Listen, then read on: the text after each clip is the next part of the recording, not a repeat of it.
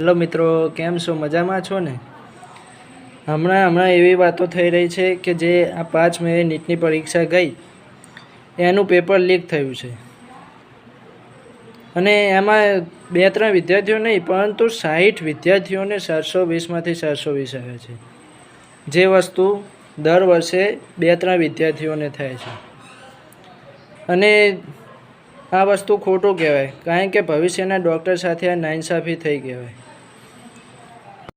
જે રૂપિયાવાળા છોકરા હોય એમના મા બાપે પૈસા ખવડાવીને પેપર લખાવી દીધા હશે અને જે ગરીબના છોકરા હોય એમને તો મહેનત ઉપર જ આધાર હોય છે.